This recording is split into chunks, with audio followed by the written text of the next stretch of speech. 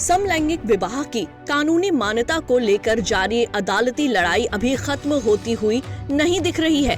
आए दिन इस मामले में देश के शीर्ष न्यायालय में सुनवाई चल रही है। इन्हीं सुनवाइयों के बीच भारत के कुछ राज्यों ने सेम सेक्स मैरिज को लेकर अपने अपने विचार रखे हैं। क्या है इन राज्यों के विचार इस समलैंगिक शादी को लेकर, इस पर हम नजर डालेंगे। लेकिन उससे पहले इस मामले में CJI चंद्रचूड़ को लेकर एक ताजा अपडेट निकलकर सामने आ रहा है। दरअसल समलैंगिक विवाह की कानूनी मान्यता को लेकर जारी सुप्रीम कोर्ट में सुनवाई के बीच CJI चंद्रचूड़ को लेकर एक याचिका दाखिल की गई थी। इस याचिका के जरिए भारत के मुख्य न्यायाधीश को इस मामले में खुद को अलग करने की मांग की गई थी। एंसन थॉमस नाम के एक याचिकाकर्ता ने सुप्रीम कोर्ट में आवेदन दाखिल कर मांग करते हुए कहा था कि CJI DY चंद्रचूड़ को सेम सेक्स मैरिज की कानूनी मान्यता को लेकर चल रही सुनवाई से खुद को अलग कर लेना चाहिए। जानकारी के मुताबिक एंसन ने 13 मार्च और 17 अप्रैल को इस मांग को लेकर 2 पत्र भेजे थे, जिसके जरिए CJI को इस विशेष मामले की सुनवाई से अलग होने की बात कही गई थी। थॉमस की इसी मांग पर संविधान पीठ का नेतृत्व कर रहे CJI चंद्रचूड़ ने कहा, धन्यवाद मिस्टर थॉमस, आपके आवेदन पर गौर करने के बाद इसे खारिज कर दिया है। वहीं मिस्टर थॉमस की इस मांग पर भारत के सॉलिसिटर जनरल तुषार मेहता ने भी आगे बढ़ने से पहले आपको बता दें कि सेम सेक्स मैरिज से जुड़ी पीठ में justice SK Kaul, SR Bhat, Hema Kohli और PS नरसिम्हा भी शामिल हैं। वहीं इस मामले की सुनवाई के दौरान राज्य के पक्ष के अलावा राष्ट्रीय बाल अधिकार संरक्षण आयोग ने अपनी दलीलें रखी।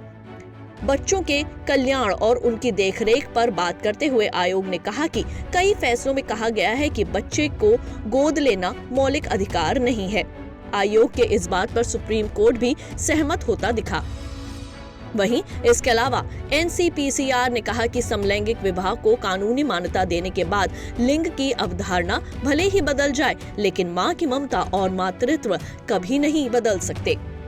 बाल संरक्षण आयोग की इन तमाम दलीलों को सुनने के बाद पीठ ने अपना पक्ष रखते हुए किसी भी व्यक्ति को कानूनी तौर पर बच्चा गोद लेने की बात कही। CJI चंद्रचूड़ के नेतृत्व में हो रही सुनवाई के बीच पीठ ने कहा कि ये तथ्य सही है कि एक बच्चे का कल्याण सर्वोपरि है। देश का कानून विभिन्न कारणों से गोद लेने की अनुमति प्रदान करता है। यहाँ तक कि एक अकेला व्यक्ति भी बच्चा गोद ले सकता है। ऐसे में कोई पुरुष या महिला जो एकल लिंग से संबंध रखते हैं और संतान की उत्पत्ति में सक्षम नहीं है, वह भी बच्चा गोद ले सकते हैं। इसलिए इस मामले में जैविक संतान की उत्पत्ति की कोई अनिवार्यता नहीं दिख रही। पीठ ने सख्त लहजे में सवाल करते हुए पूछा कि कानून के तहत एक आदर्श परिवार जो जैविक संतान होने की बात की जाती है, लेकिन इन्हीं विषम लैंगिक विवाह वाले परिवार में पति या पत्नी की मृत्यु हो जाती है, तो इस सूरत में बच्चे के साथ क्या होता होगा। जो आदर्श परिवार एक बच्चे को उसके माता या पिता की मृत्यु के बाद पालने का काम करता है, वही काम समलैंगिक जोड़ों के साथ भी हो सकता है। अब चलते चलते इस मामले को लेकर हमारे देश के राज्यों का क्या रुख है, उसे भी जान लीजिए।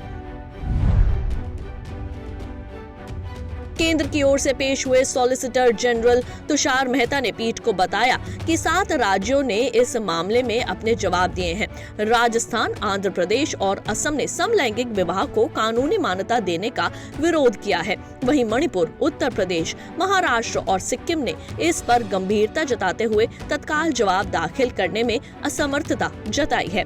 हालांकि इन चारों राज्यों ने गहन और विस्तृत चर्चा करने की बात कही है।